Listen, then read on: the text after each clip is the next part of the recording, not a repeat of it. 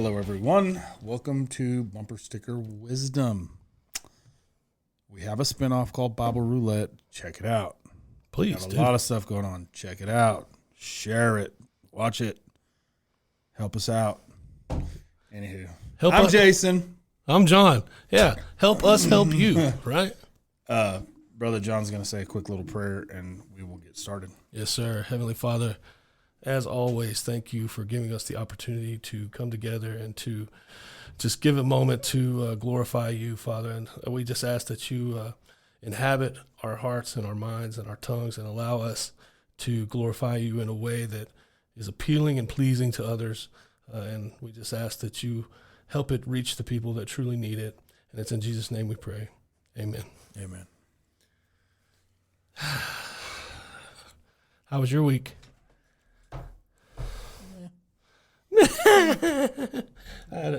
Yeah, mine too.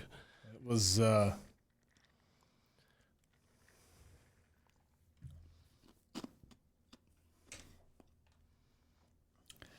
good, yet trying. Like something's been prying on me. Yeah.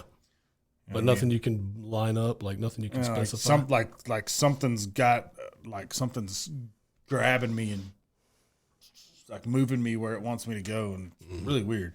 Yeah. Is that a bad thing? No, just it's jacking with my confidence and my questioning, got me questioning things that mean a lot to me, you know, just like, yeah, really, it's really odd. It's a really odd feeling. Yeah. What do you do about it? It's like, you know that it's a feeling that's not right. Like, you know, it's a feeling that you're like, what is happening right now? Like, yeah.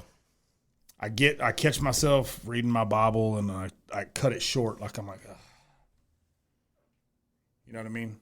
Yeah. And then like I walk away from it and I don't even come back to it. Yeah. And then, or like a couple times in prayer, like I just get interrupted and I'm just like, and then I just walk off. Like, It's just weird. Like it's just been. So what they call a rut. It's a grave with the ends knocked out. Yeah.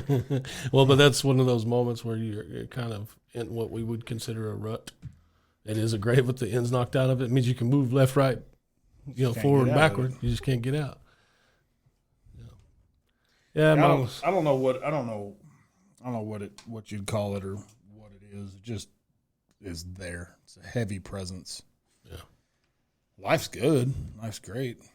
Yeah. There's not something to diagnose, and so there's nothing to treat. Yeah, it's just really weird. It's just a heavy feeling. I can vibe with that. I've been in that same kind of mind frame recently. A lot of just like, I don't know, man. I wouldn't call it discouragement, so to speak. It just seems like, I don't know. Again, I don't know that there's a diagnosis either.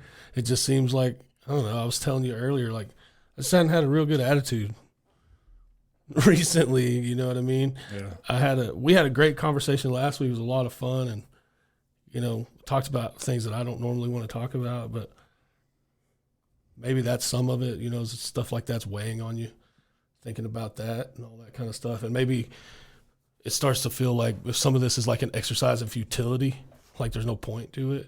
You know what I mean? Especially if we consider that the end is nigh. You know what I mean? If the end is near, then what's the point? Why are we doing this? Well, the truth of the matter is like, it's like the idea of like, if you knew this was your last day on earth, what would you do? You know what I mean?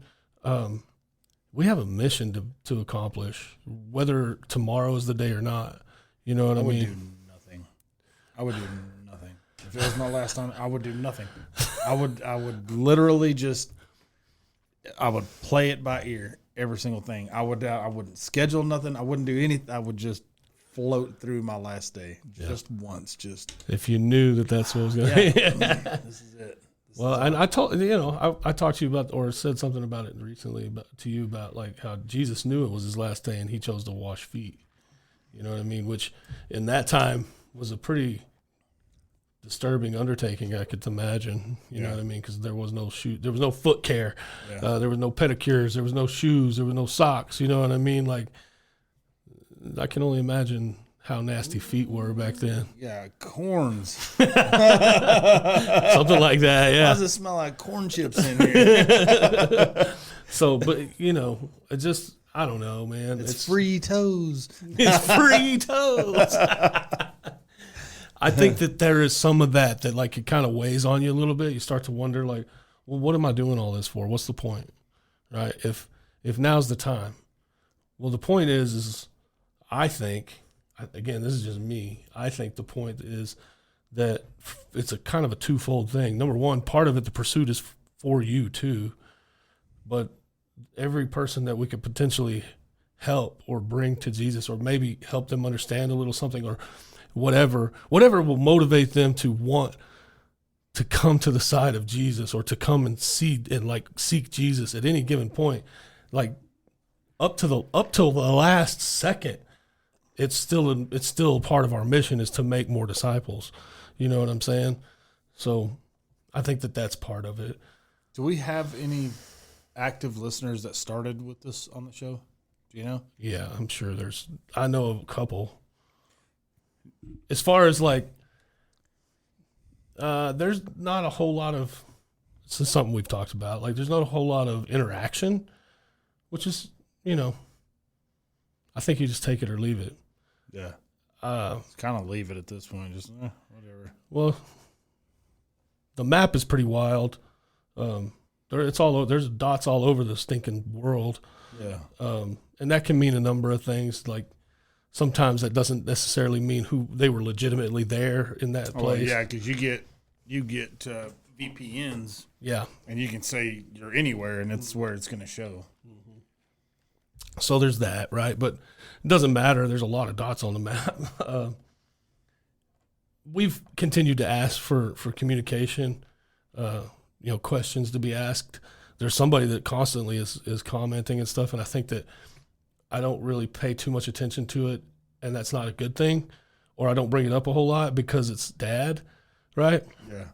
But Dad is always an active participant in our conversations, and like he's constantly like, when he hears something that maybe we question or don't understand, he goes and does research and he'll comment stuff to us, you know what I mean? And I don't bring it up all the time. Maybe I should. But the other thing is like, one of the things I'm finding is that we may be getting a lot more interaction through comments on Spotify and stuff like that. But because we're not using Spotify to do our thing, like it's not strictly through Spotify, it's through RSS, like our RSS account. I don't have access to those comments. I can't actually look at them. I have to go to the Spotify for creators to gain access, which we used to have. When we first started, that's what we were doing strictly was Spotify. And then we decided that it wasn't a good idea to kind of pigeonhole ourselves into one platform. Like, we're not known enough to do that, right? So like, we want to be in as many places as possible.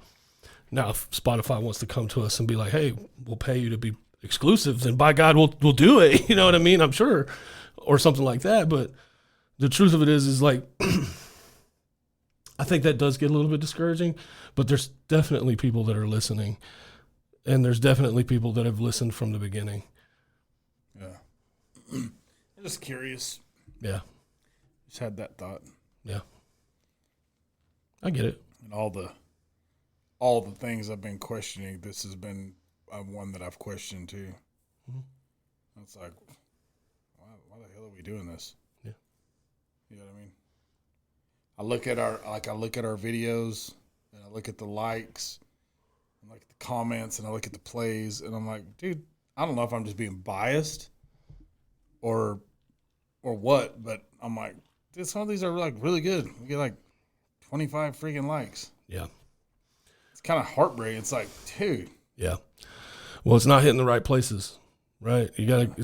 That's the whole point. Like, at some point. And then I'll scroll like another video, and I'll see some dude like doing a stupid dance wearing high heels and a tube top, and he's got like 1.5 million likes, and I'm like, this dude's parading around in women's clothing. Yeah. How's it helping? What is that doing for society other than manipulating the youth into thinking that this is okay, this is proper? Yeah. You know what I mean?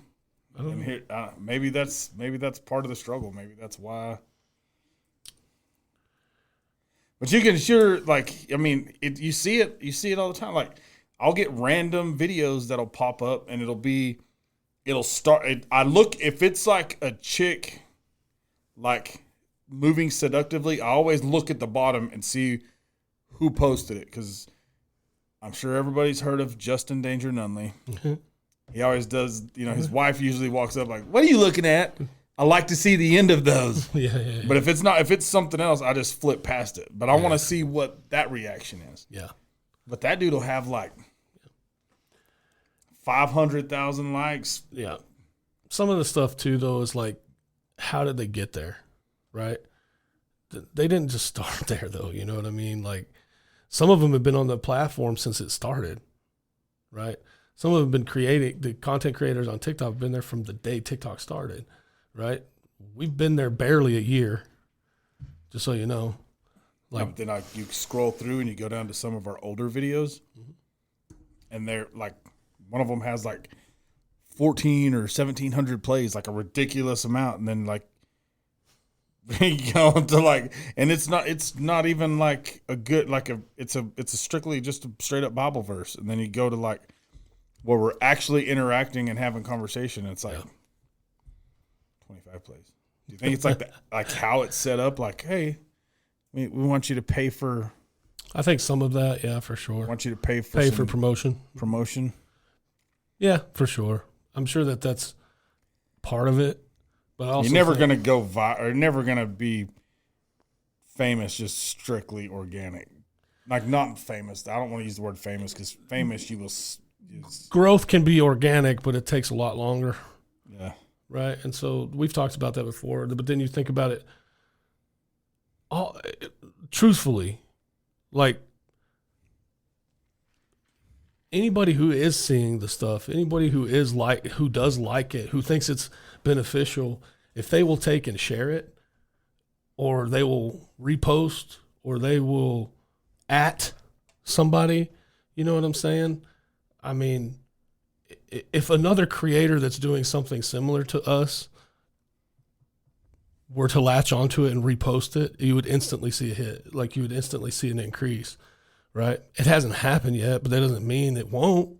Yeah. You know, I think that this is a struggle. I think the question truthfully becomes, what is it worth it to you? What is it worth to you? Yeah.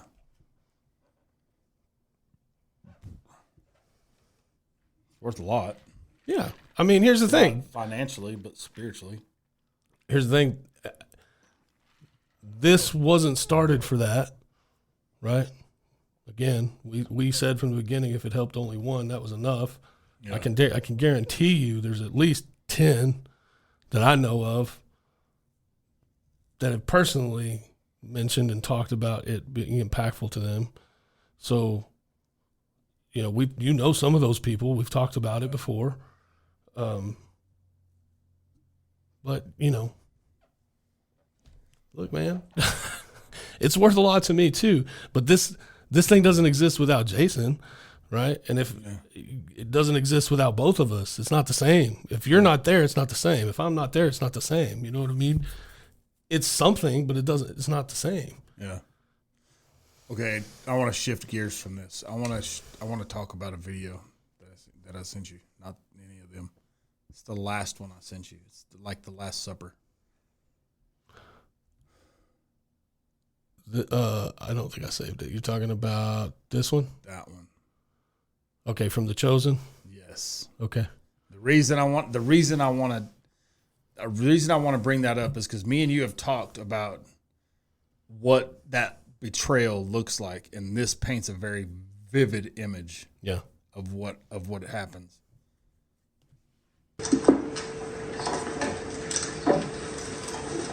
Lord, who is it? Is it Thomas? Was it Thomas?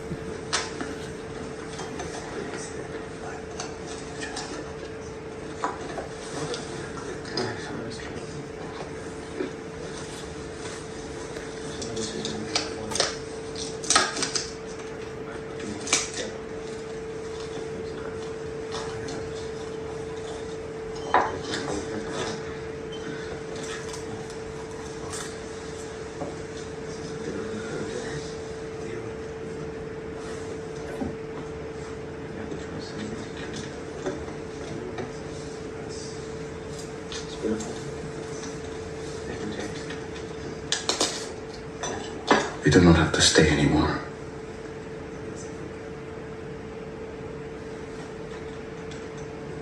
Judas.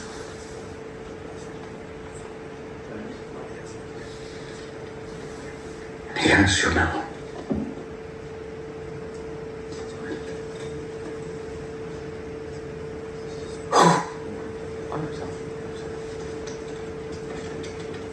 Not God.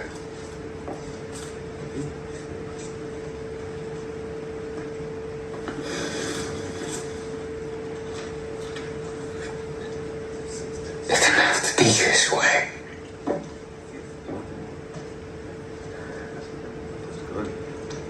But you can still stop things from ending badly.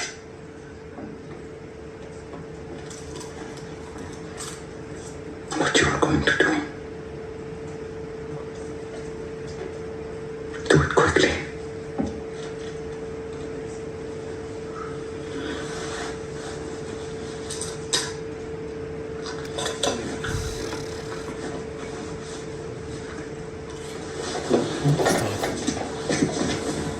He has you now. Yeah. He says, "Who?" Not Not God. God. And then whenever he says, or he says, "What you're gonna do quickly," and I mean, he's looking deep in that man's eyes, like he's Yeah, even Judas is like, "What?" yeah, he's not talking to Judas. Yeah. You know what I mean? He's scripturally speaking, it's I think he says like that. He basically says that the enemy has entered into him, Yeah. and he's basically addressing the enemy at this point. Like, we all know why you're here. Go do what you're gonna do, right? And basically, you're taking Judas with This you. is before he actually betrays him, though.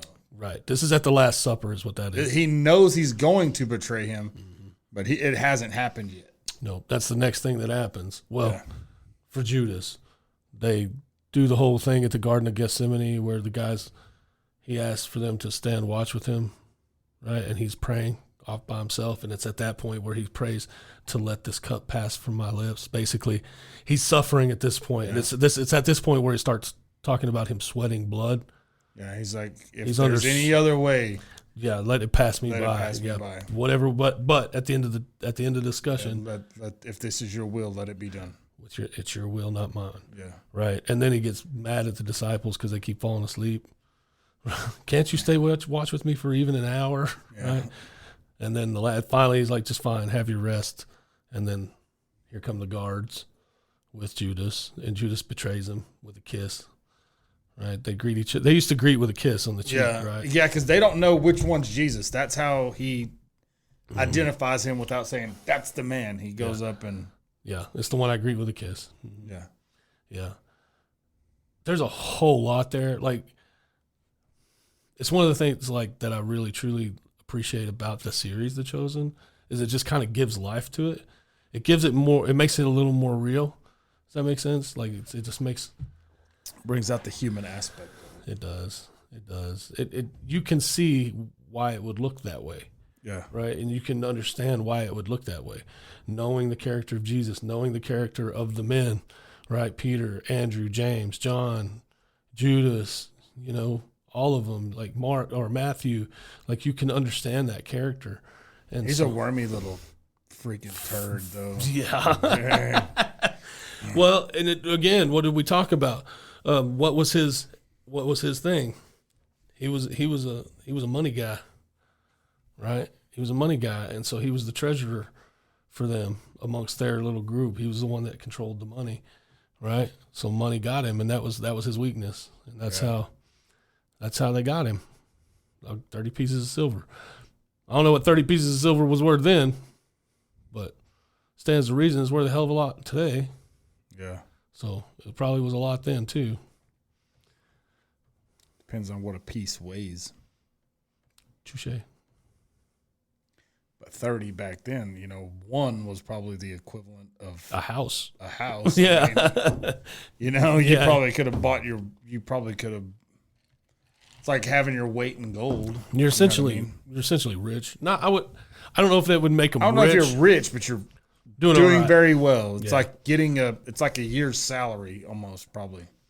It says that the 30 pieces of silver, after that, he takes that 30 pieces back because he's distraught after it happens. And he takes the 30 pieces of silver back, and they're like, no, you can't have it. Too late now.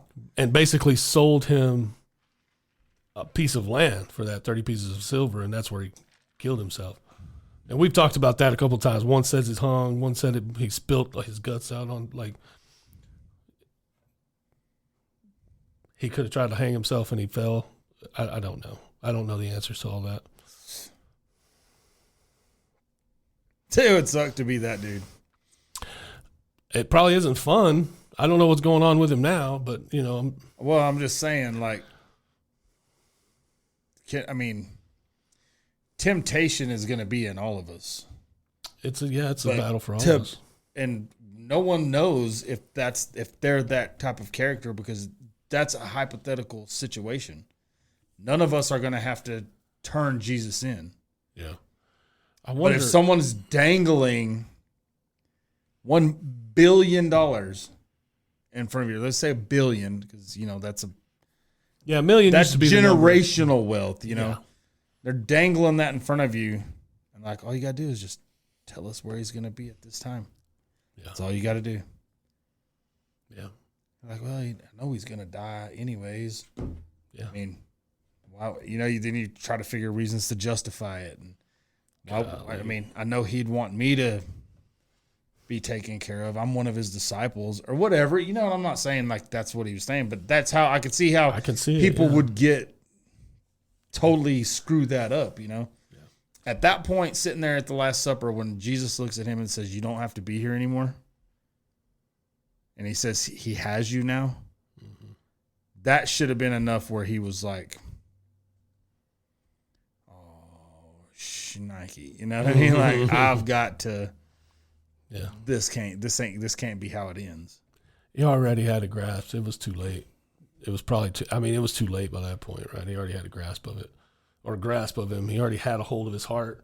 It's kind of like we saw with the whole Pharaoh thing earlier. Like, his heart was already given up.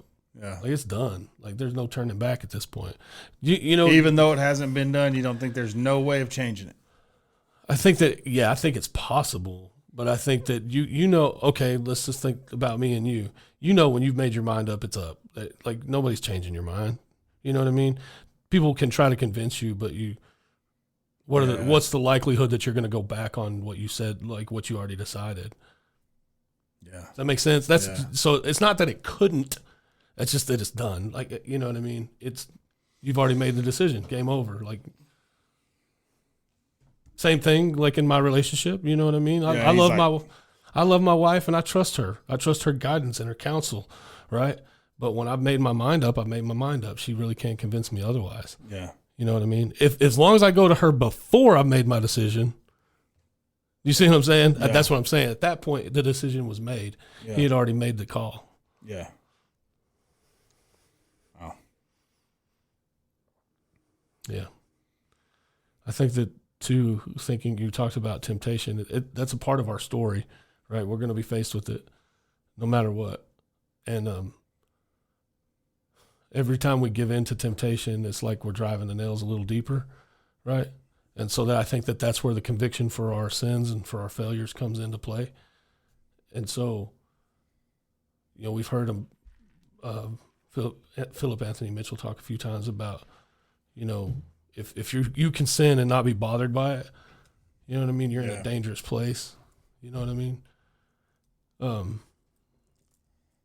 I think what a lot of people fail to realize is that sin is very easy. It's a very broad scope.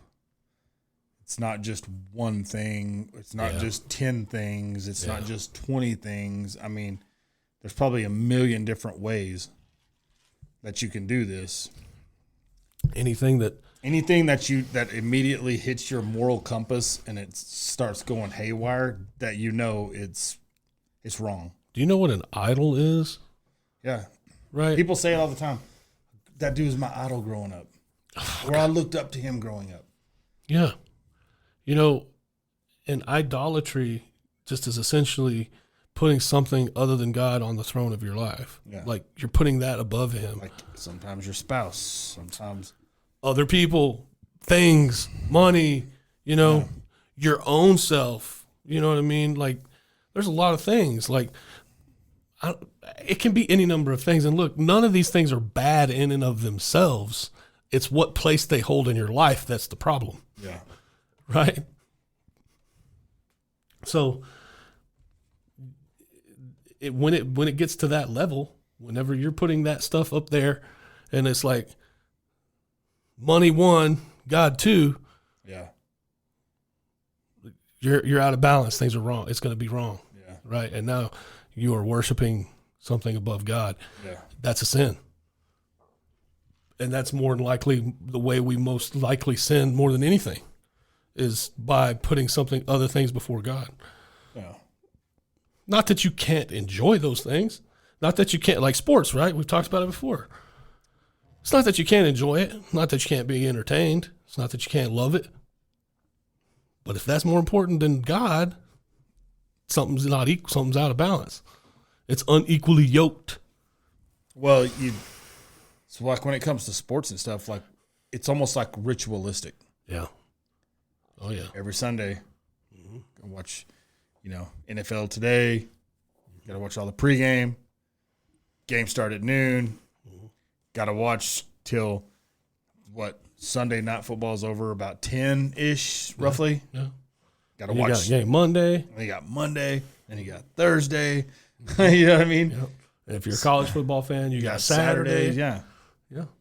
Yeah, and I'm a college sports fan. Look, man, it's up to my girls. They won the Natty this year in softball. Like, I love the Texas Longhorns. I love sports, but I don't put them above God. And, like, if there's a moment where it's like, okay, you can either do this thing that you feel like God's calling you to do, or you can do this, that's where it kind of gets to be a danger, right? So I'm not going to say I've never made that decision. I'm not going to say that I haven't made that decision recently, right? But I'm certainly finding out that I need to reconsider that. Yeah. You know what I mean? Like, he comes first. Yeah. My relationship with him comes first. And if my relationship is in danger, my relationship with him is in danger because I'm choosing other things, then I need to check myself hard. Yeah. Quick. Yeah. Because that's the most important thing. Yeah. But yeah, I mean, everything can be considered sin. Yeah. I mean, everything. Anything. There's so much, the lustful eye, dude, and it's hard to avoid that today. yeah, especially if because you've it's got a freaking phone. everywhere. Everywhere. It's everywhere. And look, And it's not just here. It's as you're driving down the street. Holy It's smokes, like yeah. it's everywhere. It's so common. It's so normalized now that it's on billboards. It's on. Yeah. Dude, I have like crazy ads pop up on my work computer. My work computer has never seen anything but the Warren Cat website. Right. You know what I mean? Right. Like, how is this popping? Yeah, What the? Yeah. I mean, and It's not like bad things. It's like, I don't know what this. It's some crazy app. It's like Chat Today, and it's like there's like a chick like dancing, and I'm like, what is that, dude? And I get all freaked out. He's like, what is this doing on my computer? Like, why is this on my computer? Yeah. I'm going to get fired. Dude, I've stop that. Never one time, like, I look up maps, Warren Cat. How is this? Is it? Great question, man. It's a great question. I wish I knew the answer to that question.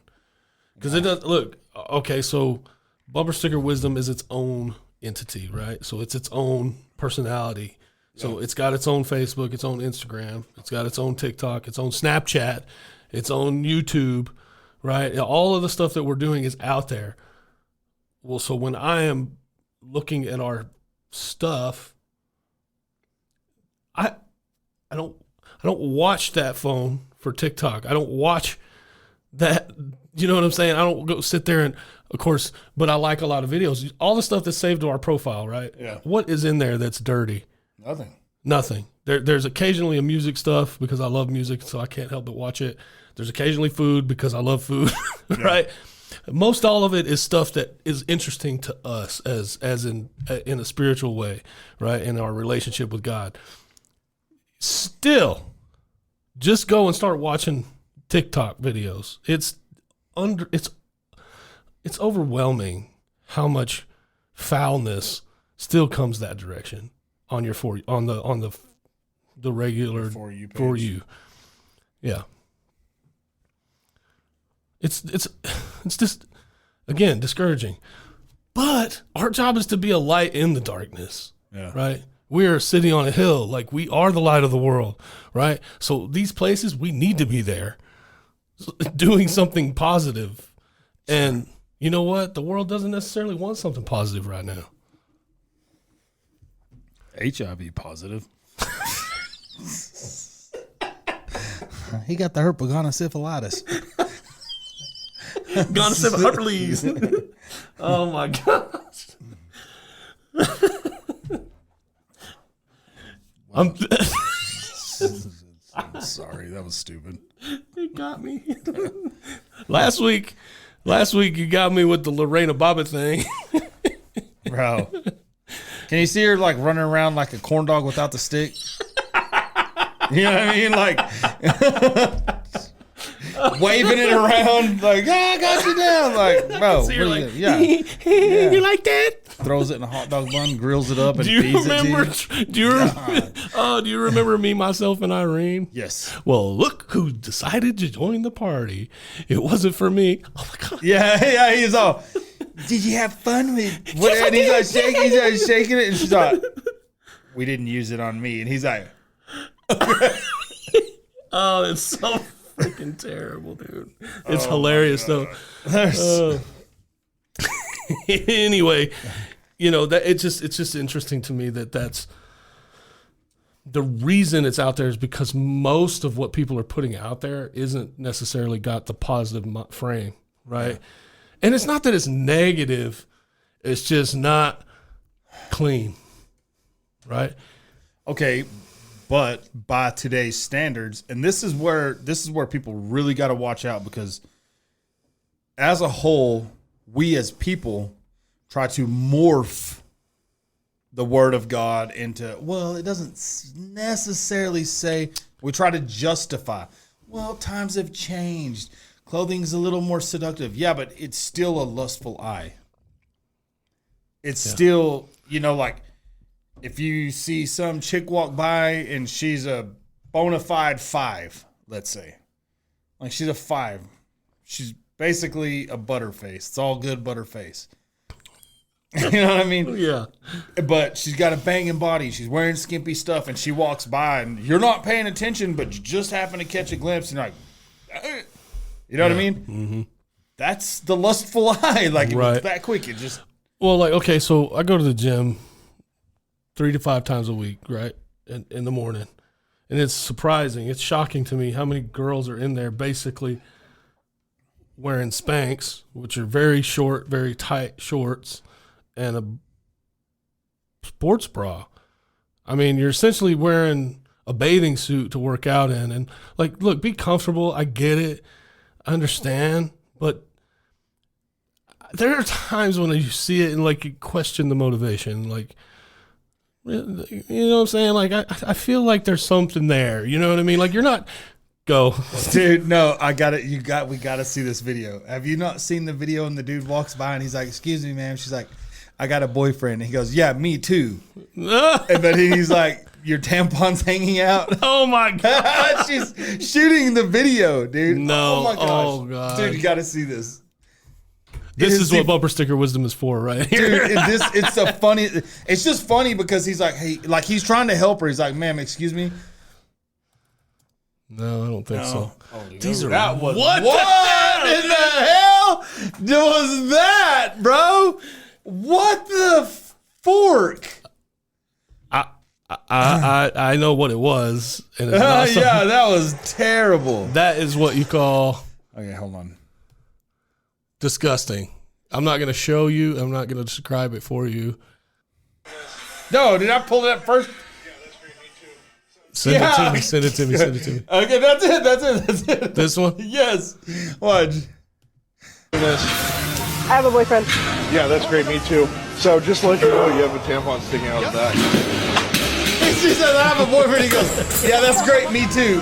He said, yeah, that's great. Me too. I just wanted to let you know your tampon's hanging out. That's freaking awful, man. But it's funny how he's trying to be her. Nice. Yeah. Just to be like, hey, like. Hey, dude. You might, and I'm sure if she hadn't have approached it that way, he would have been way more subtle. Yeah, he'd be like, hey. You need to go check yourself. Yeah. Real quick. But the way that she was like, I have a boyfriend. He goes, oh, yeah, great. Me too. Yeah. It's the assumption, right? It's the assumption that he was up to something or wanted something from her. Like, dude, I'm not there for that. I don't like when people try to talk to me at the gym. Whether I like have recognized them or people that I'm not friends with a lot of people, you know what I mean? So it's not like we're friends, but they try to come up like because they know who I am or whatever, and they try to come and talk to me. You have a very small circle. I do. I have a very small circle, but I don't trust a lot of people.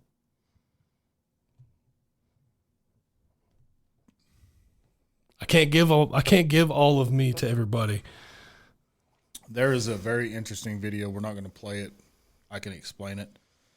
The Philip Anthony Mitchell video when he says, love everyone, but don't give them access. Like everyone doesn't get access to you. Your heart is not a freeway for everybody. Right. That's what that is. That's guard your heart. Like, you don't trust these people. That's fine. Don't give them access. Yeah. I have trust issues for sure. Like I have a problem with that because I don't, well, you get, evidence proves out, right? Like you can only go off of what you know. Look, man, forging a relationship with anybody, for me, beyond just a casual friendship or a casual acquaintance, is very difficult. First off, take the word forge. Okay. When you forge something, it's not an easy task. It's heat and beat. Heat and beat. Heat and beat. That's what it is.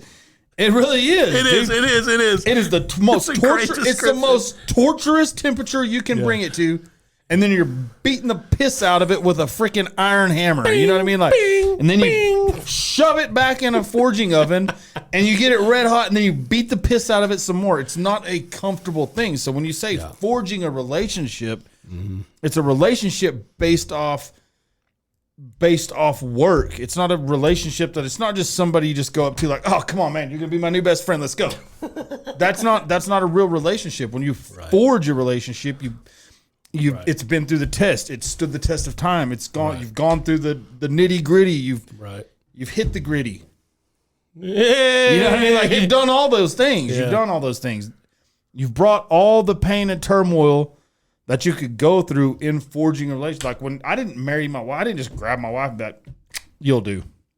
You know what I mean? Oh, I hope not. She wouldn't have accepted that. No, but you don't do that. Yeah, of course. You date them.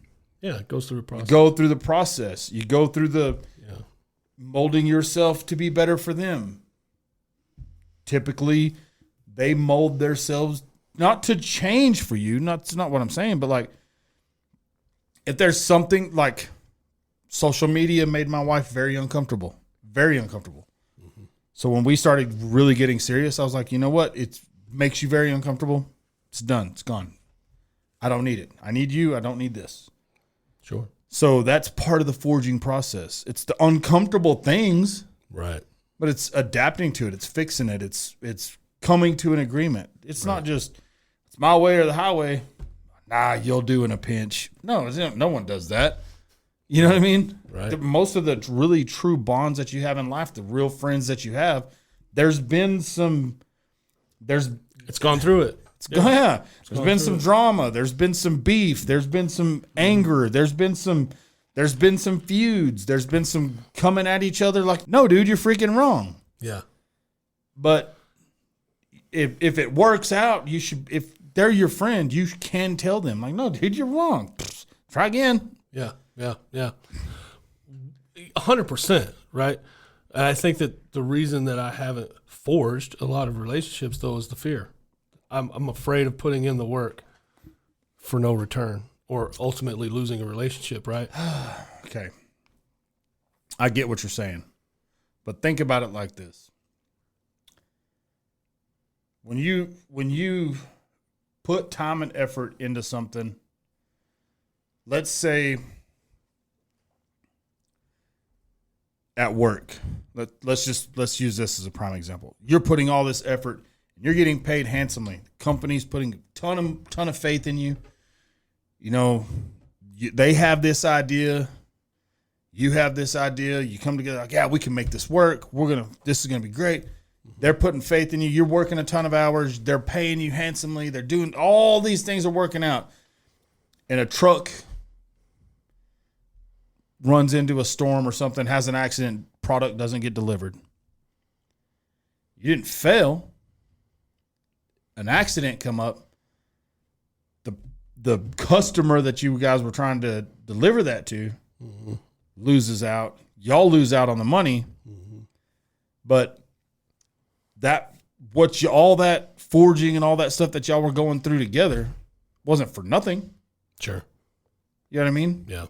So even if it's a relationship that doesn't work out, either one, you're gonna learn from it, or you're gonna gain something. Like if your job was to say, "Hey, nope, this didn't work out. We lost a truck. You're fired," even though it's not your fault, you still got something from it. You got paid and you learned something. Right. Not to put yourself in that situation again. So no. At no point is it ever a relationship that's it's just for nothing or it's a waste. Sure. There's a learning experience coming from every single thing you do. Right. Right. Well, and I think as you talk about all that, I think it takes me to why we're here and the idea of our relationship with Christ, right? And our relationship with God. That relationship comes through struggle and pain and ping and ping and ping and ping and fire and ping and fire and ping. Heat and beat, like you said. It just made me laugh the way you described it. But have you ever seen, like, I don't know if there's a video, there's actually a couple videos floating around. He's like a true blue blacksmith. I mean, like he's forging, it looks like he's making like armor.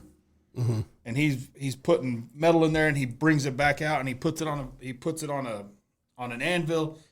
Wow.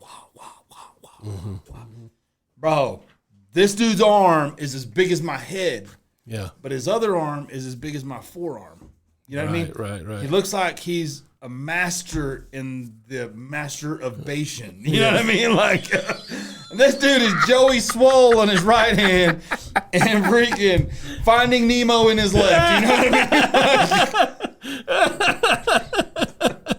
mean? Yeah, but that's focusing on too much of one side, right? Yeah, but that's his job. That's what he does every day, dude. And like, it's crazy. It's crazy to think that we put work into things that intensely in fear of not getting anything in return. Yeah. We're learning as we're going. Right. Like 100% we're learning. Yeah. Yeah, 100%. It's not a waste. Nothing we're doing is a waste. It's always the question. It's always the, is it really working? I mean, is it working out? Is it worth it though? Because we're not. What's happening right now? Because I'm not getting what I want to get out of it, or what I expect to get out of it, or it's not doing what I hoped it would do, or I'm not doing quite as good as I thought I would, or maybe I'm not doing it. Yeah. That's just freaking doubt, fear, and unbelief, man. Those are all tools and weapons of the enemy. That's all it is. We know that. You know that, right? I know that. It's the same. All the stuff we're talking about is 100%. Like, we already know the answer. The crazy thing is like, we can't latch on to the answer. We latch on to the doubt and the fear and the unbelief, but we can't latch on to the answer. We already know the answer. Hey, this is something that you can take hold over. You can take power over that, because greater is he that is in me, Jesus Christ, the Spirit of Christ, than he who is in the world. And the world is everything else. The enemy is himself, is the world, right? The thing that wants to take you away from heaven, the thing that just wants to take you away from God, the thing that is jealous of you and me, all he's trying to do is steal, kill, and destroy. Yeah. right? I know Philip Anthony Mitchell had something to say about the thief comes to steal, kill, and destroy thing about false teaching. That is a good one, but that's not the one that that's not the one that I wanted to send. That is one I sent you, but It's not the one you thought. it's not the one I thought I sent you. But you understand, it's like, look, anything can be good and anything can be bad, right? You want to know what's crazy, though? Go ahead. Most of what's really good for you feels bad, and most of what's really bad for you feels good. Isn't that weird? That's the sad truth. What is that? That is the sad What is it truth. about that? That's Why the is sad it like truth. that? Because what's It's good the is sad truth. hard, Yeah, right? What's it's not good is easy. hard. It's not easy. But what's bad Super feels good, easy. and it's super easy. I don't have to do anything. I don't have to work Yeah. to do the bad things. I don't have to try to do the bad things. It's natural. That's your sinful nature, right? You remember that thing about the slave to sin thing? Yeah. That is kind of where I'm going. Something that I think you can kind of like hang your hat on with that conversation is it's like your walk. It should be so easy because it's so good for you. Right. But it's so hard and you battle so much all the time. Like I battle it daily. Like, am I doing the right things? Am I enough? And it was the ultimate price was paid once for all time, and yet still I sit and question my worth. Am I doing enough? Oh man, I haven't read my Bible today. I really need to get in that. I mean, it's not something I can do that's going to save me. Yeah. And it should be so easy, yeah. but it's so hard because it's the one thing it's the best thing for you. Look, there's a whole lot of things that are good for you: vegetables, meat, dieting, exercise. Those are all things that are like great for you. But Jesus is the greatest of all greats. That's the one thing that you cannot be anything without. There's nothing tops it. Nothing. Nothing. Yet that's the one that we are so quick to be like, man, that's hard. That's hard. If you can diet and you can exercise, you can be a follower. Because those 100%. things take discipline. 100%. Yeah. But what you're reaping from that diet and exercise is attention and physique and appeal and you're getting all these crazy things. What you're getting when you're an avid follower of Christ, you're getting salvation. That's not a tangible thing. It's not something that you can reach out and touch. That's not something that you can see. You know what I mean? Yet.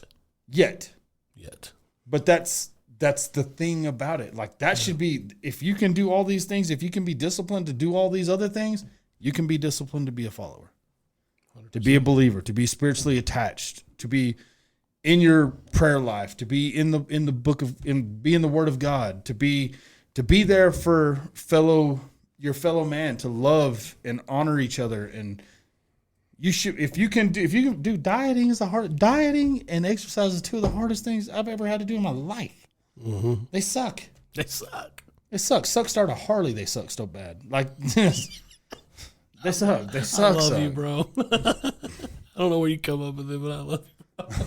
He said suck start Harley. Oh my God. They do suck. Right? And anything that's good for you is hard to do. Anything that's good for you is hard to do. It takes discipline. Discipline is the worst, right? We talked about that recently. If you can be disciplined in that, you can be disciplined in your walk. You can be disciplined in your journey. I'm horribly guilty of that. I'm so disciplined in a lot of things. I make sure, I'm up at a certain time. I make sure that my home duties are done. I make sure my husband duties are done. I make sure my fatherly duties are done. I'll make sure my parents their things are taken care of. I'm very disciplined in all these things. And then yet the one thing that is the best in the world for me is the hardest for me to be disciplined at. Yeah. How stupid is that? I understand that. And I think too, a lot of times we fall into the trap of time. I don't have enough time. And this is going to sting because it stings for me to say too. Look, if it's important to you, make time for it. It's that simple. I don't care what it is. Time is one of those things that, okay, I'll put it this way. When you're laying there on your deathbed, no one has ever said, I wish I would have worked more. Choosing what to do with your time is very important.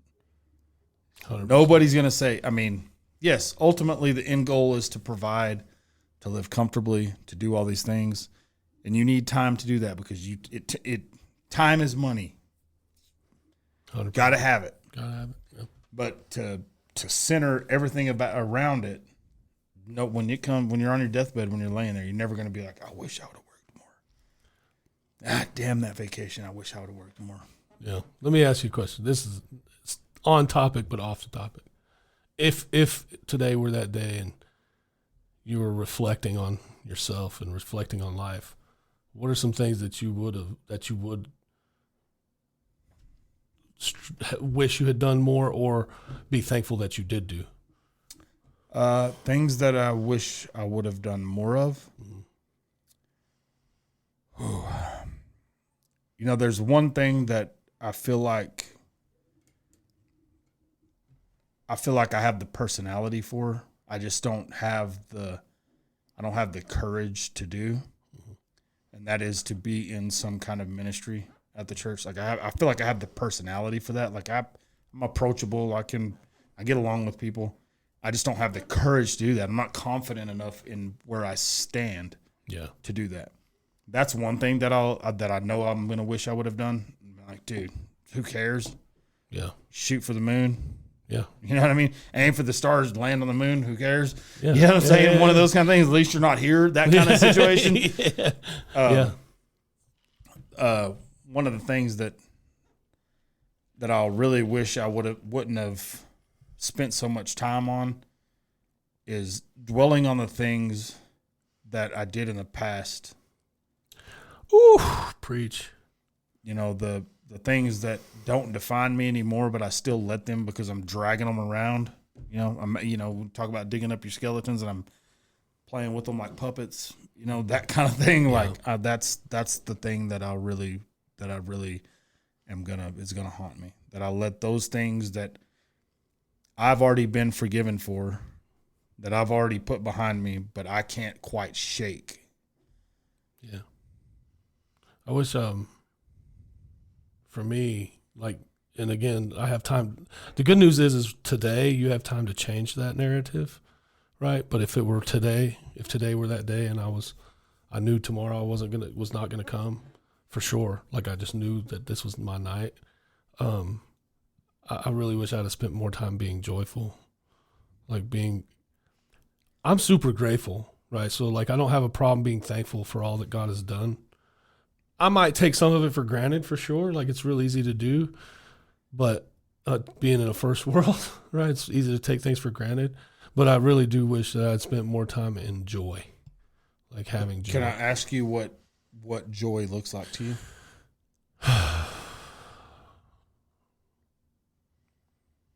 A lot lighter.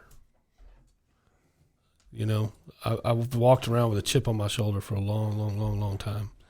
And so to me, that's just a weight bearing thing, right? And it's, you know, joy is not always what it appears to be. Mm-hmm. Some of the happiest people, some of the most joyful people that you will ever meet are people that take their own lives.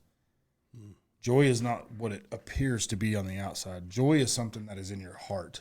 Sure. So if you enjoy doing something, you talk about you enjoy cooking. You enjoy. I do. A lot. You know what I'm saying? You talk about you enjoy, but you talk about things that you enjoy. You are fulfilling joy. Like you do have joy in your life. Mm-hmm.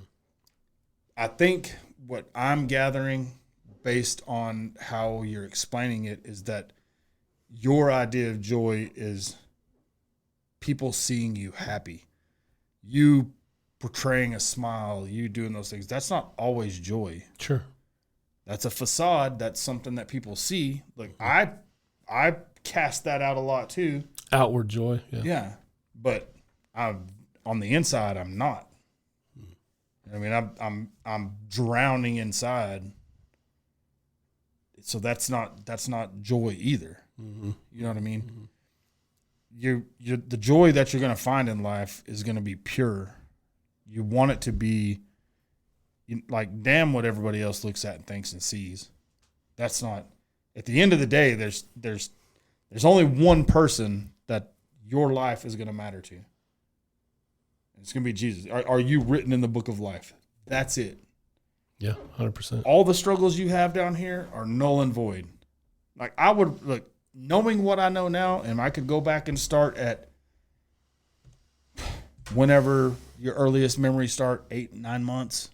Knowing what I know now, if I could go back to that point and start from there, I would live 120 years of misery to ensure where I stood with Christ before I would ever waste 40 years of my life thinking that I had it all figured out, and then spend the last 3 or 4, I don't know how long it's been, 3 maybe at best, the last 3 years knowing, and then I'm dwelling on all the mistakes I've made, thinking to myself, damn, I wish I would have known back then. I wish I would have. I wish I could start over. Like, dude, the second you give yourself to Christ, the second that you accept him as your Lord and Savior, the second that you understand that he was the Son of God, is the Son of God, always will be the living God, you're saved. Over. All the rest of that's gone. Everything else after that, dude, enjoy it. Yeah.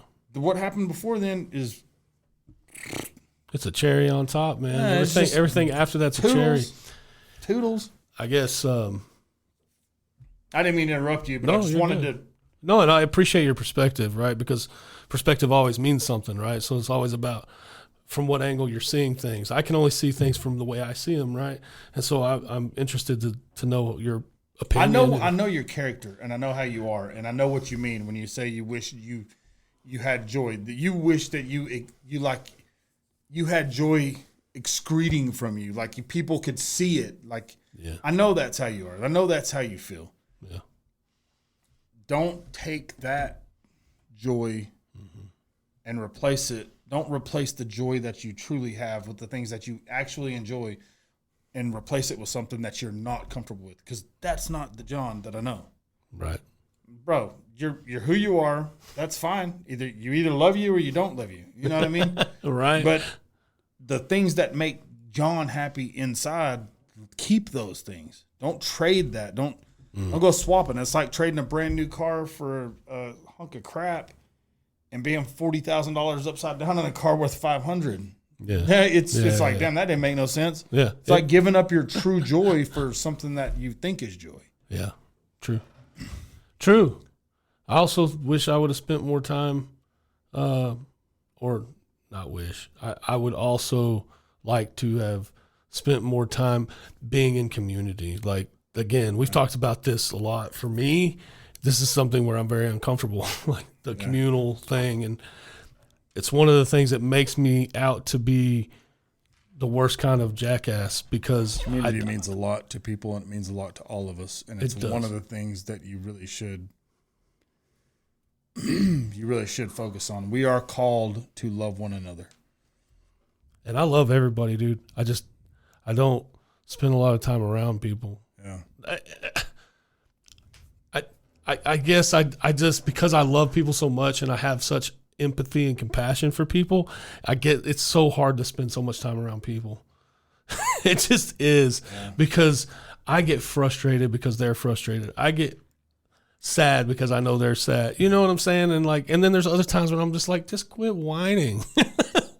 Life is not, look, it's tough. Life is tough for everybody, even in the first world. It's tough. Is it though? Okay, understood. But again, my phone didn't charge last night. My life's going to end. There's a kid in freaking Ethiopia that you can see his rib cage and his belly's bigger than mine because he's so malnutrition. Yeah, I mean, seriously, dude. But you see what I'm saying? You understand what I'm saying? Like, we complain about things that really, in the grand scheme, we got it really good. We're doing pretty solid over here. Even the people that aren't living so good as we are doing pretty darn good over here. If you wake up and you have a breath in your lungs and you are a witness to the to the greatness and the forgiveness and the blessings that being saved can bring you. Yeah, what you're talking about. I whine and cry about things every day. Like, I just want a little more love from my wife. I just want her to hold me. I just want her to love me. I just want her to talk to me. And then I go to bed and I'm like, I don't even want to talk to you. You know what I mean? But all day long, I'm like, dang, man, I'll miss her. I just want to hang out with her. You know what I mean? Like, that's how I feel. You get to an opportunity where you can. And then I get to the opportunity and I'm like, go to bed. You know what I mean? It's like living an oxymoron, right? But it's dude, living an oxymoron. The problem life. is not her. The problem is me. Mm-hmm. Like, I'm fiending for, like, when we're not together. That's all I can think about. It's like, I just want to hang out. Can't wait. And then we get together and I'm like, dude, you get on my nerves. And I know it's the same for her. I know it's the same for her because sometimes I'll be like, oh, you're this close. And she's like, to what? And then she's all, you know what I mean? Like, oh, I really need the shirt that says my wife beats me. She beats me. In board games. I think that just to kind of pull everything back together, man, like, I think what we ended up discussing was, like, we really need to re-examine our focus, right? And so we started the conversation kind of talking about, like, having some doubt about things and where we are, what we're doing, why we're doing it, the discouragement behind it. And listen, if there's anybody listening right now, if there's anybody watching, if you are watching, you should be. It's on YouTube, YouTube exclusively for our full video episodes. Nice little plug. If you're listening, we would really appreciate you to reach out to us. We have an email, we have an Instagram, we have Facebook, we have TikTok, we have Snapchat, we have all the things. Bumper Sticker Wisdom has its own life, and we're the ones here trying to field it, and we want to talk to you, and we want you to not only challenge things that we talk about, but have questions or ask for prayer or whatever. We're not going to out anybody, or we're not going to try to make fun of you or do anything like that. We have a little bit of fun and we talk about silly things that we find funny on videos and stuff like that, but we're not here to hurt anybody. Yeah. We're here to love you. And look, if you want to make fun of my goofy beard or something stupid like that, come on, it's cool. I'm fine with it. Like, it doesn't hurt my feelings. I laugh at myself too. We laugh at ourselves all the time. Y'all don't listen? Come on. But all the stuff is out there, man. You can reach out to us. I haven't mentioned the email. Oh, I didn't tell you this earlier. I got really excited for about half a second earlier. That phone rang. We've talked about that too. Don't call. Ain't nobody gonna answer.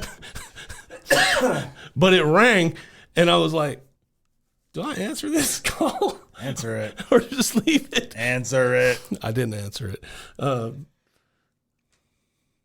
We've got all of the different ways that you can communicate with us, and we really would like for you to. I do want to shout out Pops for constantly commenting, and we'll do a better job of discussing the things that he comments. He mentioned some stuff about the history of the Bible from one of our previous episodes recently that was interesting, and I appreciate him taking the time to go and do some research and stuff like that. But other than that, the mission is the mission, and it doesn't change.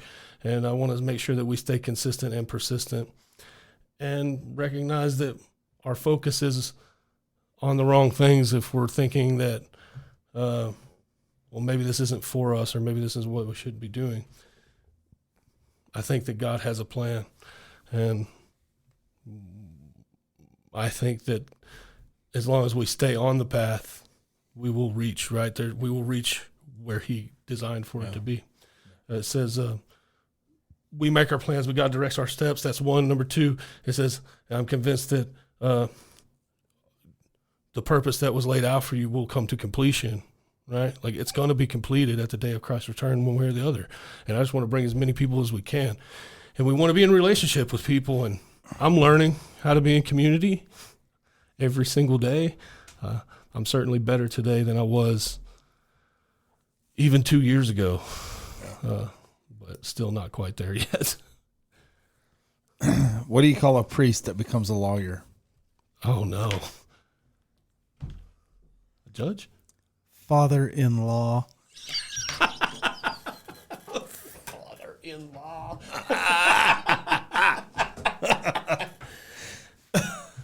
Terrible. That was good, actually. That was funny. He said, father-in-law. The father-in-law. It is. He's a father-in-law. I think it's appropriate to kind of what we were talking about. Robert Holden. Until you give up the idea that happiness is somewhere else, it will never be where you are.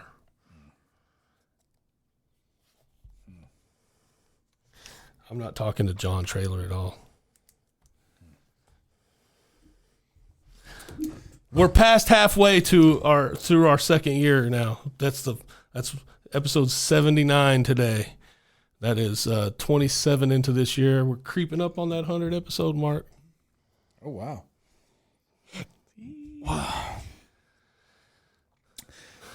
Listen, if you guys are checking us out, please continue to do so.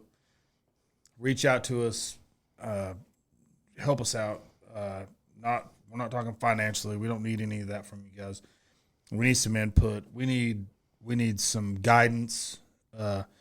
This show works best when it works for everybody, and the only way it will work for everybody is if everybody helps us, like pitches in, like give us some pointers, give us some words of advice, help us to be better for you guys. Man, this is not something that we're just doing for ourselves. We're doing it for everybody, and we're doing it for our Lord and Savior. So thank you so much for being a part of the show. For Bumper Sticker Wisdom, I'm Jason. I'm John.